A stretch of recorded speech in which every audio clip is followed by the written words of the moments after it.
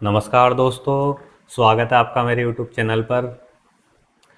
आज मैं इस वीडियो में डीडीए को कुछ सुझाव देना चाहूँगा जो अभी रिसेंटली जनसाधारण आवास योजना आई थी।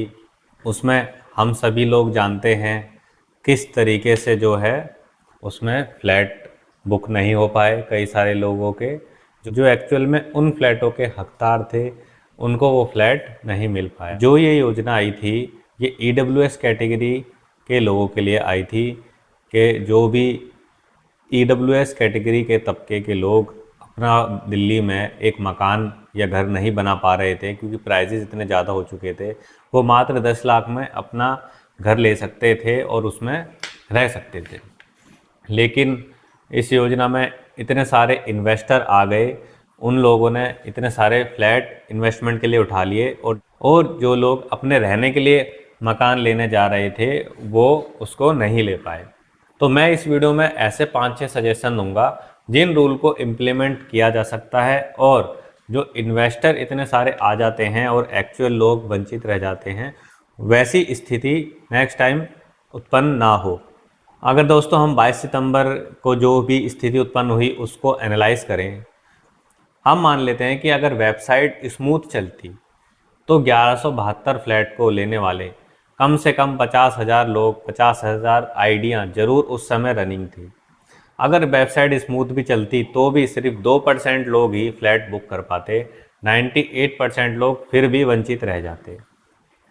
उस समय भी फिर ये हल्ला जरूर मचता कि भाई हमें फ्लैट नहीं मिल पाया, हम बुक नहीं कर पाए। तो हमें ऐसा कुछ जो है डीडीए को चेंजेस लाने चाहिए कि जो रजिस्ट्रेशन है वही सिर्फ कम लोगों के हों और वही लोग कर पाएँ जो एक्चुअल हकदार हैं। तो बहुत बेहतरीन वीडियो ये रहेगा दोस्तों, आप एंड तक इसको देखना और अच्छी लगे वीडियो तो शेयर करना, इतनी ज़्यादा शेयर करना कि डीडीए के अधिकारियों तक ये वीडियो पहुंच जाए। तो पहला सजेशन मैं देना चाहूँगा, change the rule of booking multiple flat from one ID. एक आईडी से ईडब्ल्यूएस कैटेगरी का एक ही फ्लैट बुक होना चाहिए। अब क्या हो रहा है, एक आईडी से लोग 10-10 फ्लैट बुक कर देते हैं क्योंकि इस पे कोई कैपिंग नहीं है। तो जो ईडब्ल्यूएस फ्लैट है वो एक्चुअल में तो इकोनॉमिक वीकर सेक्शन के लोगों के लिए है।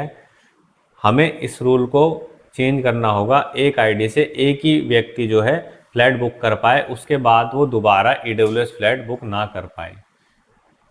दूसरा जो सजेशन मेरा रहेगा वो ये रहेगा कि अगर फैमिली में एक मेंबर ने फ्लैट ले लिया है, यानी हस्बैंड और वाइफ हैं, अगर हस्बैंड ने फ्लैट ले लिया है तो वाइफ अब फ्लैट ना बुक कर पाए, क्योंकि हम एक फैमिली को कंसिडर करते हैं। एक फैमिली ने अगर एक अपना फ्लैट ले लिया है तो उसको वही रोक देना चाहिए। ईडब्ल्यूएस कैटेगरी के लिए मैं ये बात कर रहा हूँ, एलआईजी, एमआईजी बाकी वो फ्लैट ले सकते हैं, वो एक अलग कॉन्सेप्ट है। लेकिन ईडब्ल्यूएस में एक फैमिली ने अगर फ्लैट ले लिया है, हस्बैंड ने अगर ले लिया है, तो वाइफ की आईडी से फ्लैट नहीं बुक होना चाहिए। वाइफ ने ले लिया है तो हस्बैंड को अलाउड नहीं करना चाहिए। इससे कई सारे लोग हट जाएंगे क्योंकि हस्बैंड और वाइफ दोनों ही आईडी से लॉगिन करके, तो इससे क्या होता है, कंपटीशन बहुत ज़्यादा बढ़ जाता है, एप्लीकेशन रजिस्ट्रेशन बहुत ज़्यादा हो जाते हैं, तो जो एक्चुअल लोग हैं वो फिर यहाँ पे भी पीछे रह जाते हैं। दोस्तों तीसरा सजेशन जो मेरा है वो बहुत ही महत्वपूर्ण है और इससे बहुत ही अच्छा इम्पैक्ट जो है इस पॉलिसी में पड़ेगा। Change of income rule for EWS. अभी जो इनकम क्राइटेरिया ईडब्ल्यूएस के लिए रखा गया है वो है 10 लाख रुपीज़ पर एनम का। अभी मैं आपके साथ एक बहुत ही इम्पोर्टेंट फैक्ट शेयर करूँगा। प्रधानमंत्री आवास योजना आप सब जानते ही हैं, उसके अंदर जो कैटेगरी डिफाइन की गई है वो डीडीए की कैटेगरी से बिल्कुल अलग है। अगर आप प्रधानमंत्री आवास योजना में सब्सिडी के लिए अप्लाई करते हैं तो ईडब्ल्यूएस कैटेगरी वो कैटेगरी है जिनकी पर एनम की इनकम 3 लाख रुपए से कम है। लोअर इनकम ग्रुप डिफाइन किया गया है 3 लाख से 6 लाख रुपए कमाने वाले लोग, और 6 लाख से जो 9 लाख रुपए सालाना कमाते हैं वो आपके मिडिल इनकम ग्रुप में आते हैं।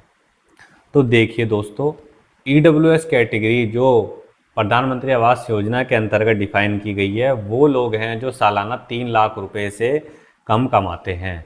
और अगर हम डीडीए का फ्लैट लेने जाते हैं वहाँ पे AWS कैटेगरी डिफाइन की गई है 10 लाख रुपए सालाना। अब मैं एक और डाटा आपके साथ शेयर करूँगा। जो हमारे इंडिया की पर कैपिटा इनकम है वो है दोस्तों 1,14,000 रुपये। मतलब भारत में प्रति व्यक्ति एवरेज जो इनकम है सालाना 1,14,000, यानी महीने के 10,000 रुपये से भी कम। और अगर हम सिर्फ दिल्ली की पर कैपिटा इनकम की बात करें तो दिल्ली की पर कैपिटा इनकम आती है 4,61,000 रुपये। तो आप देख सकते हैं ये जो 10 लाख रुपए का क्राइटेरिया है ये बहुत ही ज़्यादा हायर साइड पे रखा गया है। इसमें EWS कैटेगरी तो मुझे समझ नहीं आ रहा, EWS का आप 10 लाख रुपए जो क्राइटेरिया कैसे जो है डिफाइन किया गया है। ऐसा तो है नहीं कि ये खाली दिल्ली के लोगों के लिए है, ये आप ऑल इंडिया कहीं भी रहते हो कोई भी पर्सन DDA के फ्लैट को बुक कर सकता है। तो ऑल इंडिया अगर हम देखें तो एवरेज इनकम ही आपकी 1,14,000 है। और जो ये तो एवरेज इनकम है। अब कई लोग इससे भी नीचे जो है कमाते होंगे। तो जो ये 10 लाख का EWS का इनकम क्राइटेरिया है इसको काफ़ी नीचे लाने की ज़रूरत है। ये DDA खुद डिसाइड कर सकता है कि इसको आप कितना बिलो ला सकते हैं कि जो हायर इनकम जो कमा रहे हैं लोग वो EWS फ्लैट को ना बुक करें, जो एक्चुअल रियल जो इकोनॉमिकली वीकर पर्सन है वो ही इस फ्लैट को ले पाए। फोर्थ सजेशन है मेरा change of rule of ownership. अब इसमें जो रूल लगता है कि आपकी प्रॉपर्टी दिल्ली में कहीं भी हो सकती है, कोई भी हो सकती है, ऑल ओवर इंडिया आपकी कितनी भी प्रॉपर्टी हो तब भी आप एक EWS फ्लैट बुक कर सकते हैं। ये रूल भी काफ़ी वेग है। इकोनॉमिकली वीकर सेक्शन को हम टारगेट कर रहे हैं, EWS इकोनॉमिकली वीकर सेक्शन को हम फ्लैट प्रोवाइड करना चाह रहे हैं।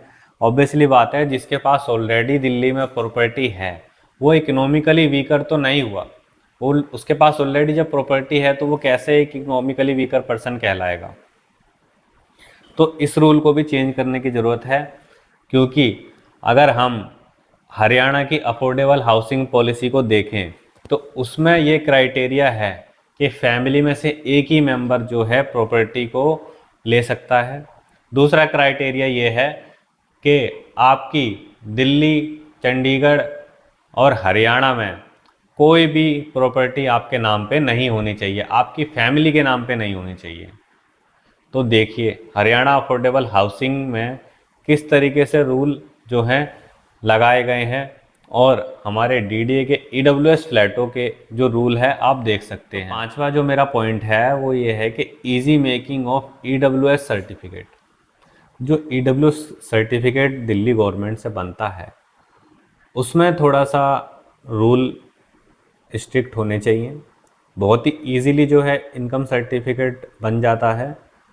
अगर यहाँ पे भी थोड़ी स्ट्रिक्टनेस हो जाए तो भी कई लोग जो हैं सेपरेट हो जाएंगे, इस EWS कैटेगरी की स्कीम में वो अप्लाई नहीं कर पाएंगे, फ्लैट नहीं बुक कर पाएंगे। दोस्तों एक मैं अभी अनाउंसमेंट करना चाहूँगा, मैं एक वेबिनार करने जा रहा हूँ जो कि ऑनलाइन हमारा वेबिनार रहेगा जिसका टॉपिक रहेगा the untold realities of Narela DDA flats. इसमें मैं आपको काफ़ी सारी इंसाइट्स दूंगा जो आज तक किसी ने ना यूट्यूब पे बताई है ना वैसे किसी ने बताई होगी। मैंने काफ़ी इस पर स्टडी करी है और मैं कर रहा हूँ। नेक्स्ट स्कीम जो आएगी उससे पहले हम ये ऑनलाइन वेबिनार करेंगे। अगर आप भी इस वेबिनार को अटेंड करना चाहते हैं तो जो नंबर आपकी स्क्रीन पे आ रहा है इस पे मुझे UN लिख के व्हाट्सअप कर दें और एक व्हाट्सएप कम्युनिटी ग्रुप जो हमने बना रखा है उसमें आप जुड़ जाएं। अगर ये आपके लिए बहुत ही इम्पोर्टेंट रहेगा, अगर आप भी नरेला में प्रॉपर्टी लेने की सोच रहे हैं या देख रहे हैं। दोस्तों ये जो सारे मैंने रूल बताए इसमें से कई रूल ऑलरेडी पहले DDA ने जो है लगा रखे थे अपनी हाउसिंग पॉलिसी में, लेकिन कुछ टाइम पहले क्या हुआ कि डीडीए के कोई भी फ्लैट जो हैं बिक नहीं रहे थे। नरेला में इतने सारे फ्लैट हैं जो जिनका सिर्फ मेंटेनेंस ही डीडीए को करना पड़ रहा है, जिसकी काफ़ी कॉस्ट आ रही है। तो डीडीए ने धीरे धीरे एक एक करके रूल चेंज करे। पहले आप एक ही फ्लैट बुक कर पाते थे और आपकी प्रॉपर्टी दिल्ली में नहीं होनी चाहिए थी। बट इतने सारे फ्लैटों को सेल आउट करने के लिए डीडीए ने धीरे धीरे करके सारे रूल हटा दिए। लेकिन अब फिर से जो है इन फ्लैटों की डिमांड बहुत ज़्यादा हो गई है, तो इन रूलों को वापस इम्प्लीमेंट करना बहुत ज़रूरी हो चुका है। नेक्स्ट टाइम भी अगर ये फ्लैट आएंगे तो फिर से इस तरीके की मारामारी हो सकती है। फ्लैट आप जो एक्चुअल जेन्युइन जो बायर है वो नहीं ले पाएगा, जो रहने के लिए लेना चाह रहा है वो नहीं ले पाएगा। तो अगर इस तरीके के रूल लागू किए जाएंगे तो एक परमानेंट सोल्यूशन जो है हमें इस चीज़ का मिल जाएगा। तो दोस्तों, कैसा लगा आपको ये वीडियो, कमेंट करके ज़रूर बताएं। और किसी टॉपिक पर आप वीडियो चाहते हैं तो आप वो भी हमें बता सकते हैं। हमारे चैनल को लाइक करें, सब्सक्राइब करें, शेयर करें और हमारे व्हाट्सएप और टेलीग्राम ग्रुप पे भी हमसे आप जुड़िए।